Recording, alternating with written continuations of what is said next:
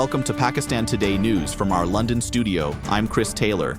We begin tonight in Islamabad, where a devastating suicide blast struck outside a court building earlier today, killing at least 12 people and injuring more than 20 others.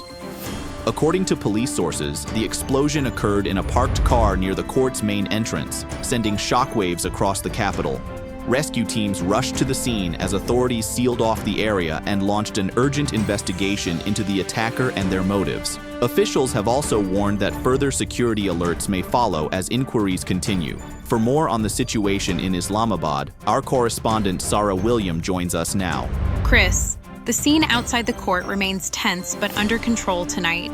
Security forces have cordoned off the blast site as forensic teams collect evidence and speak to eyewitnesses. Emergency workers transported the wounded to nearby hospitals, where several remain in critical condition. Authorities have heightened security across the capital, especially around judicial complexes and government offices. Investigators are also examining potential links between this attack and recent militant activity in the region.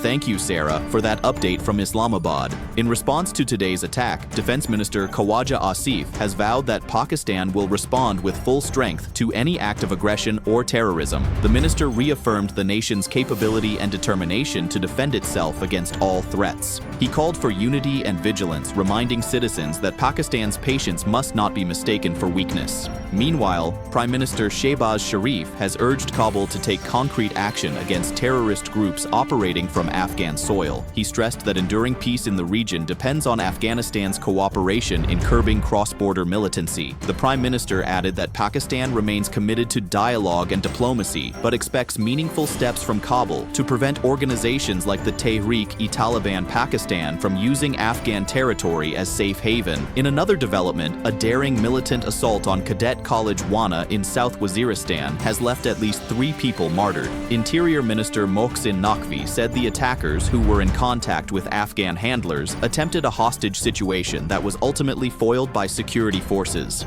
A clearance operation is still underway to rescue remaining cadets and neutralize any surviving militants. Officials say the attack underscores the ongoing threat posed by cross-border terrorism. Turning now to Jhelum, where Chief of Army Staff Field Marshal Syed Asim Munir addressed the closing ceremony of the 45th Pakistan Army Rifle Association Central Meet.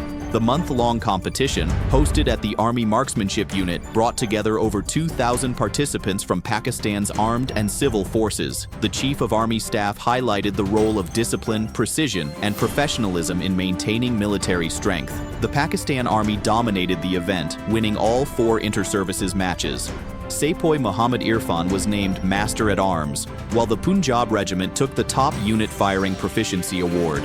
The Army Chief also inaugurated a new monument and museum at the Military College Jhelum, marking the institution's centenary celebrations. Back in Islamabad, the High Court has issued contempt of court notices to senior government officials, including the Secretary Interior and the jail superintendent, for failing to arrange a court-ordered meeting between lawyer Salman Akram Raja and former Prime Minister Imran Khan in prison.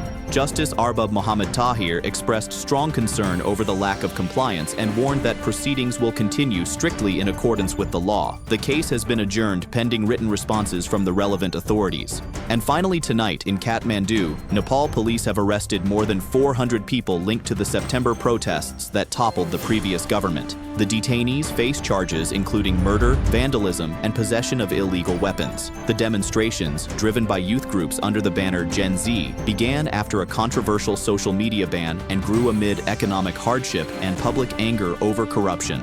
Authorities say the investigation is ongoing as stability slowly returns to the capital. That's all for now.